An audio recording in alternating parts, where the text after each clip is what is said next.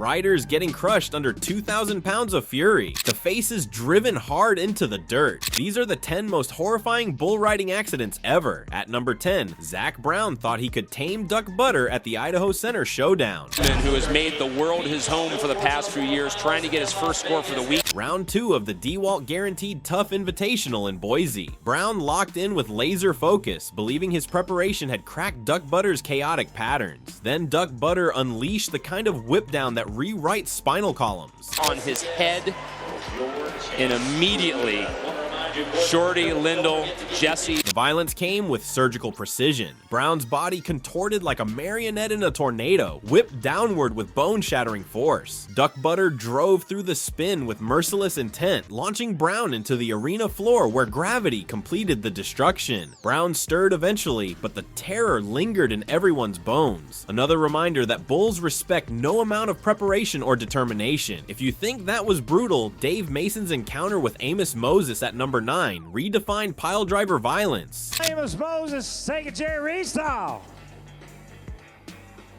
St. Louis, Missouri. Round 3 of the Bass Pro Shootout. Valentine's Day 2015 promised romance, but delivered pure carnage instead. Mason approached Amos Moses carrying confidence. Amos Moses specialized in delivering nightmare fuel.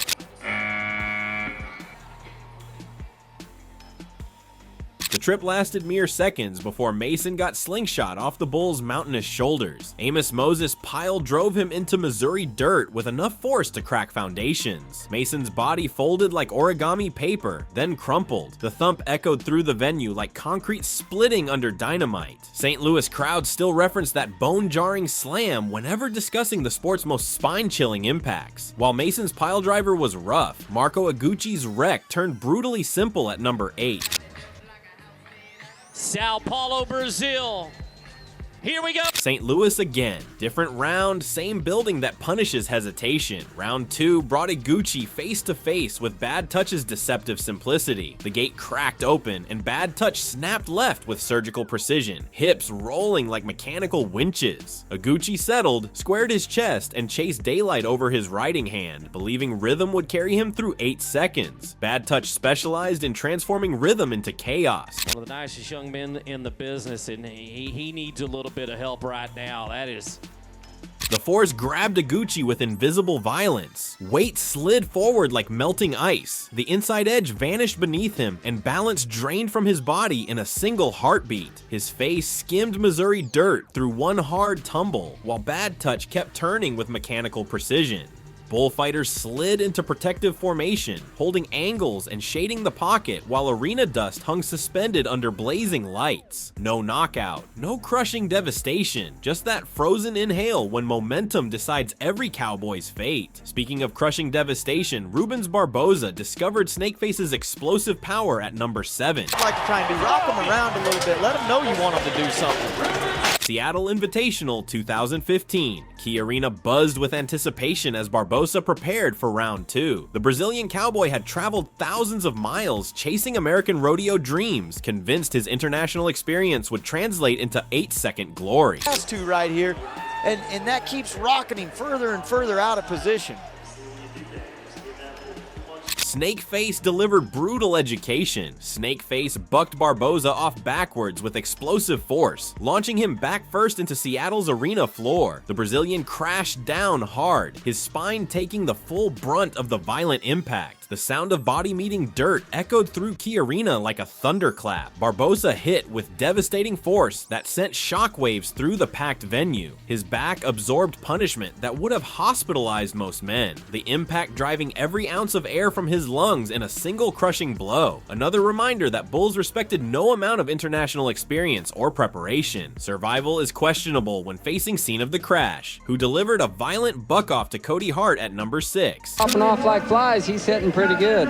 Rocket Man is the bull, co-owned by the great Sunrise, Florida, 2005. Ford Championship round at the Johnsonville Brats Invitational. The 1999 PBR World Champion, Cody Hart, slid down on scene of the crash and nodded. Gate opened and the bull exploded, heavy and electric. Hart centered, tried to hold square through the first jump, but the rhythm narrowed instantly. Weight crept forward. His hand was suddenly doing more than his feet. The pocket thinned to nothing. The next beat wasn't a ride. ride, it was a release. Scene of the crash delivered horrifying violence. That happened in a hurry. This bull's quick and he's shifty.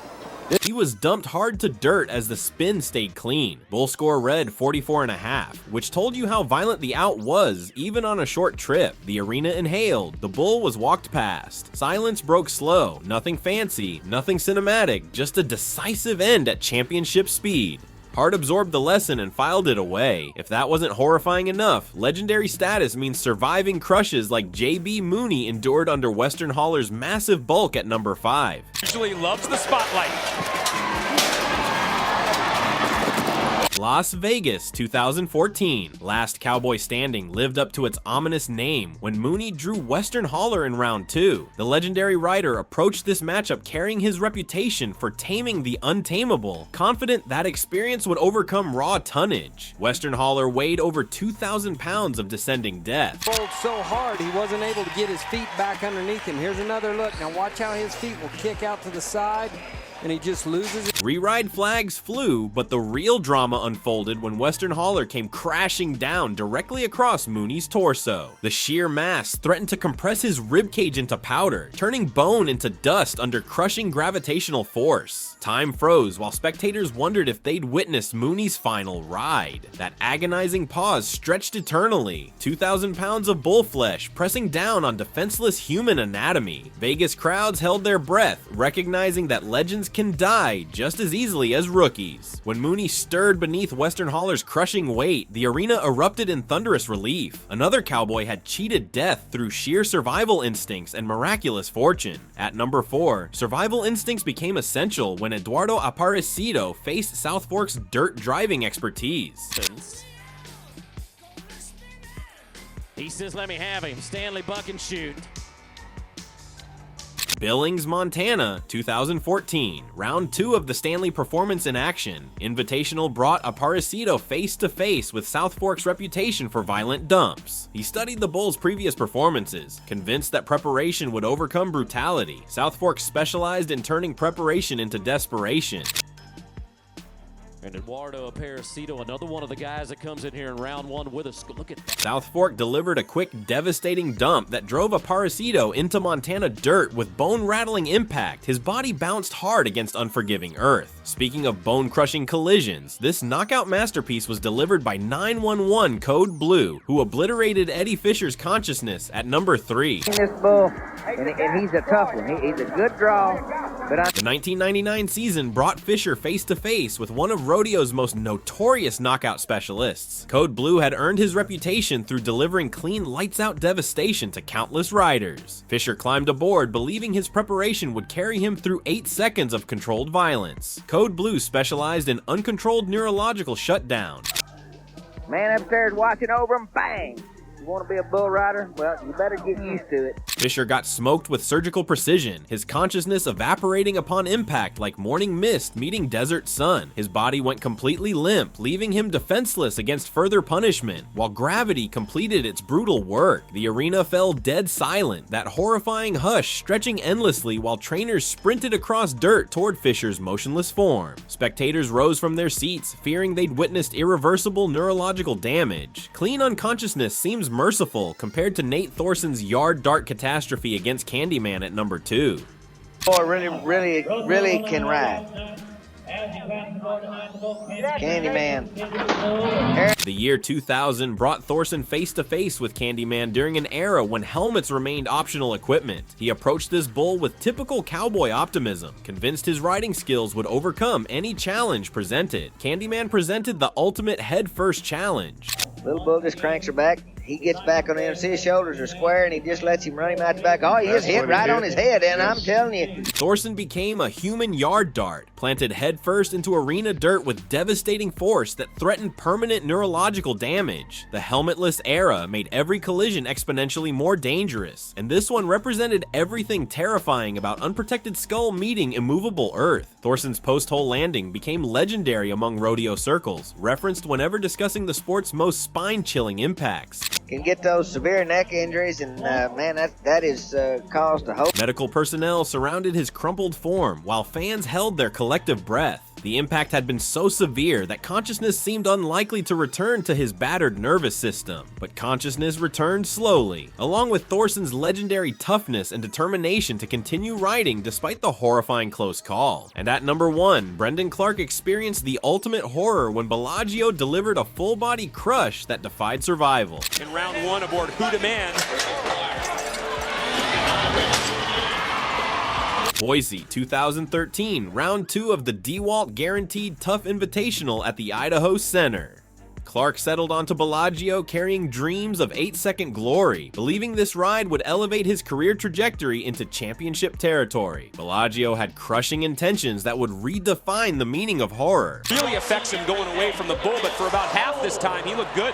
Looked real good. This is a bull from Hadley Cattle Company, and he's just a 3-year-old. Has a really good day. Brendan just gets... Bellagio snapped with explosive violence, folding Clark like origami paper before landing directly on top of his defenseless body with crushing gravitational force. The full-body crush threatened to compress every organ simultaneously, turning human anatomy into hamburger meat. The Idaho Center fell dead silent, that crowd hushed, stretching eternally, while 2,000 pounds of bull flesh pressed down on Clark's form. Spectators feared they were witnessing their final rodeo fatality, another cowboy sacrificed to the sport's brutal demands. When Clark finally stirred beneath Bellagio's crushing weight, the arena erupted in thunderous applause mixed with collective relief. Another cowboy had cheated death through miraculous fortune and legendary toughness. "I thought I was finished," Clark revealed later. When that much weight comes down on you, survival becomes a matter of pure luck combined with stubborn refusal to quit breathing. His family watched from the stands, uncertain if their loved one would ever walk again after absorbing such devastating punishment. But Clark returned to competition months later, carrying titanium reminders of the day Bellagio nearly compressed his dreams into dust. Yet cowboys continue climbing aboard, chasing 8 seconds of glory despite knowing the crushing consequences that await, because true champions understand that surviving horror creates legends, and legends never surrender to fear.